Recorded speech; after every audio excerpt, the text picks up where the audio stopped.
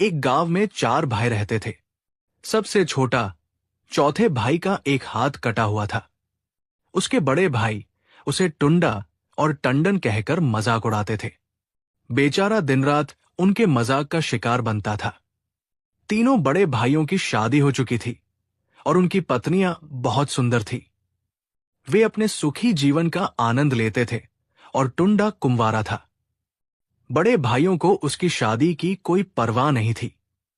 एक दिन टुंडा ने सोचा, भगवान उनकी मदद करता है जो अपनी मदद खुद करते हैं। मेरे बड़े भाई तो मेरी शादी नहीं करवाएंगे। ऐसा न हो कि मैं ऐसे ही दुनिया से चला जाऊं। जो खुद का भला नहीं सोचता, उसका कोई भला नहीं करता। मुझे खुद ही अपनी शादी के बारे में सोचना होगा। टुंडा ने पैसे पैसे जोड़कर शादी के लिए कुछ रुपए और अपनी दुल्हन के लिए कपड़े और गहने जमा कर रखे थे। एक दिन गांव में एक जवान और सुंदर कुंवारी लड़की की अचानक मौत हो गई। गांव वाले बहुत दुखी थे। लड़की को कब्रिस्तान में दफना दिया गया। जनाजे से लौटते समय टुंडा ने सोचा, मैं एक बेकार आदमी हूं। कोई भी मुझसे अपनी बेटी या बहन की शादी नहीं करेगा। तभी उसके दिमाग में एक अनोखा विचार आया और उसने उसे पूरा करने का फैसला किया। वो तुरंत घर गया, गुप्त जगह से अपने जोड़े हुए रुपए, गहने और कपड़े निकाले। फिर उसने कुछ रुपए देकर कहारों, डोली उठाने वाले को बुलाया और कहा, दोस्तों, तैयार रहना, मेरी शादी हो गई है। आज रात हमें अपनी भाभी की डोली लेकर आना है। आधी रात को टुंडा कहारों के साथ कब्रिस्तान पहुंच गया। कहार पहले तो हैरान हुए, लेकिन चूंकि उन्हें पैसे मिले थे, इसलिए वे बिना किसी सवाल के टुंडा के कहने पर सबसे ताजी कब्र खोदने लगे। थोड़ी देर बाद उन्होंने कब्र से एक सुंदर नहाई हुई लाश बाहर निकाली। टुंडा ने कफन हटाया और लाश को अपने लाए हुए कपड़े और गहने पहना दिए। मरी हुई लड़की बिल्कुल दुल्हन लग रही थी। उसे डोली में एक लकड़ी के सहारे बैठाया गया। डोली रंगीन रेशमी पर्दों से ढकी हुई थी। 2 कहार आगे और 2 पीछे हो गए और उन्होंने डोली को कंधे पर उठा लिया। टुंडा सेहरा पहनकर दूल्हा बना और घोड़े पर सवार होकर आगे आगे चल रहा था। सुबह सुबह ये छोटी सी बारात एक गांव के पास से गुजरी। इत्तेफाक से उस गांव के चौधरी की सुंदर बेटी अपनी सहेलियों के साथ सुबह की सैर के लिए खेतों में आई हुई थी। हल्की हवा चल रही थी और ओस से भीगे खेत लहलहा रहे थे। चौधरी की बेटी बहुत खुश थी। एक तो सुबह का सुहावना माहौल था, ऊपर से उसने एक बारात को आते देखा। दूल्हा घोड़े पर इतराता हुआ आगे जा रहा था। चौधराइन के मन में शरारत आई, हम दुल्हन को जरूर देखेंगे। उसने अपनी सहेलियों को साथ लिया और बारात का रास्ता रोककर कहा, अरे जरा डोली नीचे रखो और पर्दा हटाओ, हमें दुल्हन दिखाओ। टुंडा बोला, नहीं नहीं, मेरी दुल्हन बहुत नाजुक है, बिल्कुल छुई मुई जैसी। अगर उसे हवा भी लग गई तो वो मर जाएगी। और हां, मेरे गुरु ने भी सख्त मना किया है कि अगर किसी को दुल्हन दिखाई तो वो मर जाएगी। लड़कियों की जिद और बढ़ गई जब उन्होंने ये अजीब बात सुनी कि दुल्हन सिर्फ देखने से ही मर जाती है। आसपास कुछ किसान हल चला रहे थे और कुछ खेतों में काम कर रहे थे। जब उन्होंने चौधरी की बेटी को बारातियों से बहस करते देखा तो वे भी वहां आ गए। जब उन्हें पूरी बात पता चली तो सबने एक साथ कहा, अरे ये तो हमने कभी नहीं देखा सुना कि देखने से दुल्हन मर जाए। फिर वे हंसकर बोले, बाबा, ये हमारे गांव की लड़कियां हैं।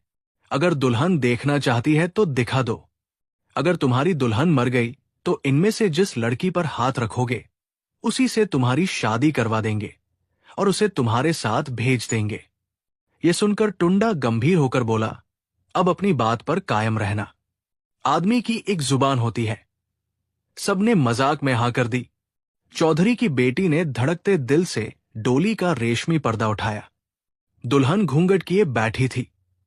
जैसे ही उसने घूंघट उठाया, अरे ये क्या? दुल्हन तो सचमुच मर चुकी थी। ये देखकर टुंडा ने शोर मचा दिया, हाय हाय, इन जालिमों ने मेरी नई दुल्हन को मार डाला। मैं कहता रहा, लेकिन किसी ने मेरी नहीं सुनी। अब अपना वादा पूरा करो, मुझे रिश्ता दो, मैं तुम लोगों से रिश्ता लेकर ही जाऊंगा। गांव वालों में हड़कंप मच गया। कुछ और रास्ते चलते लोग भी बीच में आए। आखिरकार फैसला हुआ कि अब तो वादा पूरा करना ही पड़ेगा। लोगों ने टुंडा से कहा, तुम जिस लड़की से कहो हम तुम्हारी शादी करवा देंगे। टुंडा ने तुरंत आगे बढ़कर चौधरी की बेटी का हाथ पकड़ लिया और कहा, मैं तो बस इसी को अपनी दुल्हन बनाऊंगा। हालांकि लोगों ने बहुत रोका और कहा, ये वो चीज नहीं जो मक्खियां खाएं। कहां राजा भोज और कहां गंगू तेली। लेकिन अब पछताने का क्या फायदा, जब चिड़िया खेत चुग गई। चौधरी की बेटी को हाँ करना पड़ा और न चाहते हुए भी टुंडा से शादी करनी पड़ी। कोई कहता था मखमल में टाट का पैबंद, और कोई कहता था हूर के बगल में लंगूर। जितने मुंह उतनी बातें। लेकिन टुंडा ने एक कान बहरा और एक गूंगा कर लिया। लोग बकते रहे, मगर किवे के कहने से पत्थर नहीं मरते। वो इस कान से सुनकर उस कान से निकाल देता रहा। टुंडा ने बारात वापस मोड़ी और अपने गांव की तरफ चल पड़ा। रास्ते में एक उजाड़ जगह पर एक वीरान कब्रिस्तान आया। वही उसने मुर्दा दुल्हन को दोबारा कफन पहनाकर झाड़ियों के एक झुंड के पास दफना दिया। चौधरी की बेटी ने उसके उतारे हुए लाल कपड़े और गहने पहन लिए। जब वो बाहर आई तो देखने वाले देखते रह गए। ऐसा लग रहा था जैसे स्वर्ग की परी जमीन पर उतर आई हो। टुंडा को ऐसा लगा जैसे वो खुली आंखों से सपना देख रहा हो। वो बार बार अपनी चुटकी काटकर देखता था कि क्या ये सच है। गोरे चिट्टे बदन वाली चौधराइन शर्माती हुई टुंडा की डोली में बैठ गई। कहारों ने हंसते खेलते डोली को कंधे पर उठा लिया। टुंडा दूल्हा बना शान से अपनी घोड़ी पर बैठ गया। जब ये बारात गांव में दाखिल हुई तो हर तरफ शोर मच गया। लड़के वाले पुकार पुकार कर कहने लगे, टुंडा दुल्हन लेकर आया, टंडन दुल्हन लेकर आया। गांव की औरतें छतों पर खड़ी होकर गलियों से गुजरती टुंडा की बारात देखने लगी। आखिरकार टुंडा चांद का टुकड़ा जैसी दुल्हन को डोली में लिए अपने घर में दाखिल हुआ। तीनों बड़े भाई हैरान परेशान भागते हुए आए। जब इतनी खूबसूरत दुल्हन देखी तो सिर पीट कर रह गए। उन्हें तो कभी सपने में भी नहीं लगा था कि टुंडा की शादी होगी, और ऊपर से इतनी सुंदर दुल्हन। भाई जल भुनकर कोयला हो गए। वे टुंडा से कहने लगे, टंडन, तुम कहां से और कैसे इतनी सुंदर दुल्हन ब्याह कर लाए हो? टुंडा ने गर्व से सीना तानकर और गर्दन उठाकर कहा, कल हमारे गांव में जो लड़की मर गई थी, मैं उसकी लाश को डोली में डालकर पास के गांव में ले गया। वहां जाकर मैंने एक आवाज लगाई, मरी हुई ले लो और जिंदा दे दो। ये सुनकर गांव वालों ने मरी हुई लड़की ले ली और बदले में ये जिंदा लड़की मुझे दे दी। बस फिर क्या था, भाइयों के मुंह में पानी आ गया। हालांकि उनकी पत्नियां बहुत सुंदर थी, लेकिन लालच और हवस से अंधे होकर उन्होंने सोचा, हमारी औरतें तो बहुत पुरानी हो गई है। दिन रात एक ही चेहरा देखकर हमारी आंखें सूज गई है। एक ही तरह की आवाज सुन सुनकर कान पक गए हैं। बस भाई, बस, बहुत हो गया। अब तो आंखों की दावत के लिए कोई और ही सुंदर चेहरा होना चाहिए। कानों में मिठास घोलने के लिए कोई और ही मीठी आवाज होनी चाहिए। उन्होंने सोचा समझा नहीं। उसी रात अपनी पत्नियों को मार डाला। आधी रात को उन्हें डोलियों में डाला और कहारों के कंधे पर रखा। फिर अपने अपने घोड़ों पर सवार होकर उसी गांव की तरफ चल दिए जहां से टुंडा चौधरी की बेटी ब्याह कर लाया था। अभी सुबह का तारा भी नहीं डूबा था कि वे गांव में जा पहुंचे और आवाजें लगाने लगे, मरी हुई ले लो और जिंदा दे दो। गांव के लोग आंखें मलते और जम्हाई लेते हुए घरों से निकले। जब उन्हें असली बात पता चली तो वे हैरान रह गए। उन्होंने बिना कुछ सोचे समझे तीनों भाइयों को पकड़ लिया। कहार डोलिया वही छोड़कर ऐसे गायब हुए जैसे गधे के सिर से सींग। गांव वालों ने डंडे निकाल लिए और तीनों को रुई की तरह पीट डाला। उनकी इतनी पिटाई हुई कि तौबा ही भली। तीनों भाइयों ने अपनी पत्नियों की लाशों को वहीं छोड़ा और रोते पीटते, गिरते पड़ते, अपनी पीठ सहलाते हुए वापस घर लौट आए। वाकई किसी का पक्का घर देखकर अपना कच्चा घर नहीं गिराना चाहिए। पीछे से गांव वालों ने उनकी पत्नियों को दफना दिया। बेचारे कई हफ्तों तक चारपाई पर पड़े हायवी करते रहे। कौवा हंस की चाल चला, अपनी भी भूल गया। टुंडा अपनी नई दुल्हन के साथ हंसी खुशी जीवन बिता रहा था। बस थोड़े पैसे की कमी थी। बेचारे के पास सिर्फ एक मरियल सी भैंस थी, जो भाइयों ने बड़ी मेहरबानी करके उसे दी थी। ये बाप की विरासत से एकमात्र चीज थी जो उसके हिस्से में आई थी। सारी जमीनों और भैंसों पर बड़े भाइयों का कब्जा था। जाहिर है, जिसकी लाठी उसकी भैंस। अब शादी हुई तो टुंडा का हाथ तंग हो गया। बेचारे को पैसों की परेशानी ने घेर लिया। वो दिन रात भगवान से दुआ मांगता था कि हे भगवान, इतनी सुंदर औरत तो दे दी, तो साथ में दौलत भी दे दो। भला कबाब के बिना शराब पीने का क्या मजा। टुंडा रोज अपनी मरियल भैंस को चराने के लिए नदी किनारे ले जाता था। भैंस नदी के पास उगी ताजी और हरी घास चरने लगती और टुंडा शीशम के एक घने पेड़ की छाव में जाकर बैठ जाता। कुछ देर अपनी भैंस को नदी से पानी पिलाता और दोपहर को चौधरी की बेटी सिर पर रोटियों की टोकरी, सब्जी की कटोरी और लस्सी का घड़ा रखकर आती। पास ही एक बूढ़ा गडरिया भी अपनी 50 से 60 भैंसें चराया करता था।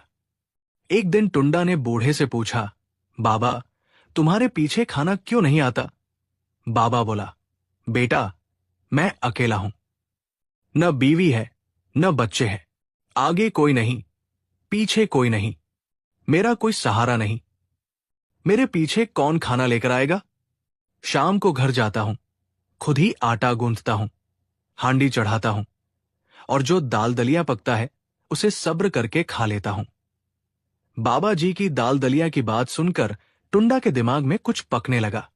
कुछ दिन बाद उसने बूढ़े को रस्सियों से बांधा और उसे उठाकर नदी में फेंक दिया। उसकी सारी भैंसों को इकट्ठा किया और अपने घर ले आया। उसके भाइयों ने जब 50 से 60 भैंसें देखीं, तो उनकी आंखें खुली की खुली रह गई। हैरान होकर पूछने लगे, टुंडे, तुम्हारे पास तो एक मरियल सी भैंस थी, ये इतनी सारी भैंसें कहां से आ गई? टुंडा बोला, भाइयों, आजकल नदी में पानी चढ़ा हुआ है। नदी में मुझे हरे कपड़े पहने ख्वाजा खिज्र दिखाई दिए। मैं बेझिझक नदी में कूद गया। मैं ख्वाजा खिज्र के पास गया तो उन्होंने मुझे ये सब जानवर और मवेशी तोहफे में दिए। भाइयों, कुछ मत पूछो, वहां तो बहुत मजा था। नदी की लहरों में बहुत मजा था। और भी बहुत से लोग थे। सब कहने लगे, टंडन, यही रहो, खाओ पियो, मजे करो। लेकिन मैंने कहा, नहीं नहीं, मेरा घर पीछे अकेला है, मुझे वापस जाना है। तब ख्वाजा खिज्र ने मुझे अपने पास बुलाया और कहा, टंडन बेटा, यहां भगवान का दिया बहुत कुछ है, ये जानवर साथ ले जाओ। और हां, अगर कोई और भी गरीब हो तो उसे भी भेज दो। ऐसे ही भूखे न मरते रहो। ये सुनकर एक बार फिर भाई लालच में आ गए और उनके मुंह में पानी आ गया। उन्होंने मन में कहा, हम भी ख्वाजा खिज्र से भैंसे लेकर आते हैं। हमारा भाई टुंडा भी अभी 50 से 60 भैंसे लिए घूम रहा है, तो फिर हम क्यों न बहती नदी में हाथ धोएं? हम भी नदी में ख्वाजा खिज्र से मिलते हैं। बड़ी खुशामद से कहने लगे, प्यारे भाई टुंडे, हमें भी ख्वाजा खिज्र से मिला दो।